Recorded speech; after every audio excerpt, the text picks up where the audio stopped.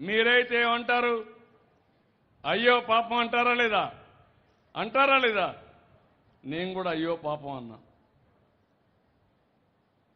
అది అయిన తర్వాత వాళ్ళు టీవీ, సాక్షి టీవీ, అందులో వేసి ప్రచారం చేశారు. ఆయన కూతురు అడిగింది. ఏమడిగింది కూతురు? మా నాన్న చనిపోయాడు, ఎట్లా చనిపోయాడో తెలుసుకోవాలి కాబట్టి పోస్ట్ మార్టం చేయమని. అప్పుడు పోస్ట్ మార్టం చేశారు. అప్పటికే కుట్లన్నీ వేసి బాక్స్లో పెట్టి అంత్యక్రియలు చేసే పరిస్థితికి వచ్చారు. అప్పుడు అడిగిన తర్వాత మొత్తం ఇప్పితే గొడ్డలితో తలంతా కూడా నరికేశారు. రూమ్ అంతా రక్తం, బాత్రూమ్ అంతా రక్తం. అక్కడి నుంచి అది చూసిన తర్వాత వీళ్ళంతా కూడా నాటకాలు మార్చేశారు. మా నాన్న చనిపోయాడు, చంపేశారు. ఇప్పుడు పెద్ద దిక్కు ఒకే చిన్నాన్న, ఈయన్ని కూడా చంపేశారన్నారు. మీరు కూడా నమ్మేశారు. ఆ అమ్మాయిని మోసం చేశారు. మోసం చేసి ఆ అమ్మాయి అంత్యక్రియలు చేస్తా ఉంటే ఎంత బాగా చేశాడు మా అన్నయ్య అనుకుని అంతకులు నమ్మే పరిస్థితికి వచ్చింది. అంటే మభ్యపెట్టేయడం. తర్వాత నెక్స్ట్ డే నా చేతిలో కత్తి పెట్టి నారాసుర రక్త చరిత్రని పేపర్లో వేసాడు. మీరందరూ గుర్తుపెట్టుకోవాలి ఇవన్నీ. దాంతో ఏమైంది? మీరందరూ నమ్మారు పాపం అని, ఓట్లేశారు. విధ్వంస పాలన వచ్చింది. అవునా కాదా? మోసపోయామా లేదా? నేను దాని గురించి బాధపడలా. సమస్య వచ్చింది, అన్ని ఫేస్ చేశాం. జీవితాంతం అదే నాటకం. కోడికత్తి విశాఖపట్నం, గులకరాయి విజయవాడ, ఆయనే ఏపించుకోవడం, తర్వాత దాన్ని సింపతి తెప్పించుకోవడానికి వాళ్ళే ఖండించడం. ఇటీవల జరిగిన 5 సంఘటనలు మీకు ఒకసారి ఎక్స్ప్లెయిన్ చేస్తా. ప్రతి ఒక్కరు తెలుసుకోవాల్సిన అవసరం ఉంది. ఇది నాకెందుకు అనుకుంటే ప్రమాదం మనకే, నాకొక్కడికే కాదు. రాష్ట్రం సుపరిపాలన ఇస్తే మీకు మంచి జరుగుతుంది.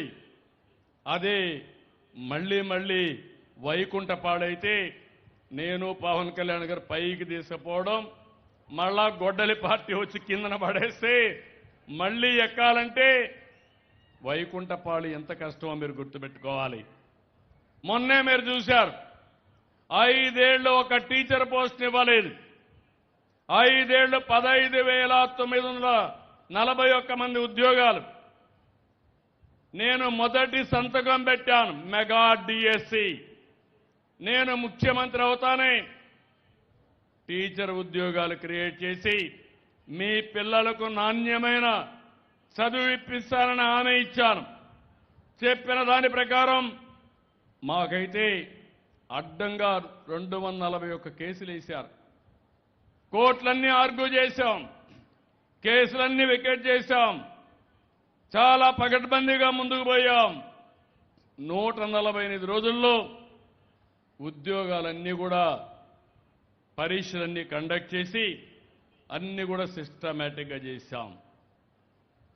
ఇది చేస్తే అంతకుముందు జాబ్ క్యాలెండర్ అన్నారు, ఎగ్గొట్టారు. నేను వస్తాను, ఎన్ని ఉద్యోగాలు ఇవ్వగలుగుతామో ప్రతి సంవత్సరం జాబ్ క్యాలెండర్ ఇచ్చిన ఘనత కూడా ఎన్డీఏ ప్రభుత్వం అని చెప్పి మీ అందరికీ తెలియజేస్తున్నా. అక్కడి నుంచి మీరు చూస్తే సిస్టమ్ కూడా ఎక్కడ ఫుల్ ప్రూఫ్, ఎవరు మ్యానిపులేట్ చేయలేరు. ఒక 3,000 క్వశ్చన్స్ తయారు చేస్తారు, కంప్యూటర్కి ఇస్తారు. టీసీఎస్ ఆల్ ఇండియా లెవెల్లో మేనేజ్ చేస్తారు. అందులో కంప్యూటరే సెలెక్ట్ చేస్తుంది, నేరుగా సెంటర్కే వెళ్ళిపోతుంది. అదే మరిగా 40,000 క్వశ్చన్స్ తయారు చేస్తారు డిపార్ట్మెంట్. 25 క్వశ్చన్ పేపర్స్ తయారు చేస్తారు. డిఫరెంట్ ఉద్యోగాలకు, టీచర్లకు డిఫరెంట్ కేటగిరీల కింద. ఇంత బ్రహ్మాండంగా చేస్తే ఇక్కడ ఫ్రస్ట్రేషన్లో ఉండే వైఎస్ఆర్ కాంగ్రెస్ పార్టీ దీన్ని ఒక ఇష్యూ చేశారు. ఏమీ లేదని నేను అనుకుంటే పేపర్లో వేస్తారు, టీవీలో చెప్తారు, సోషల్ మీడియాలో పెడతారు, అనుమానాలు క్రియేట్ చేస్తారు. అనుమానాలు క్రియేట్ చేసి దీనివల్ల రాజకీయ లబ్ధి పొందాలనుకుంటే నిన్ననే మా ఆఫీసర్లు క్లియర్గా చెప్పారు. మామూలుగా కొన్ని రిజర్వేషన్లు ఉంటాయి. రిజర్వేషన్లు ఉండేవాళ్ళు కిందనున్న పైకి వస్తారు. అది సామాజిక న్యాయం. దివ్యాంగులు ఉన్నారు. దివ్యాంగులు కూడా రిజర్వేషన్లు ఉంటాయి. వాళ్ళు కూడా పైకి వస్తే కింద నుండే కొంతమంది అర్హులు కిందికి వెళ్ళిపోతే కొంతమందికి ఉద్యోగాలు కూడా రావు.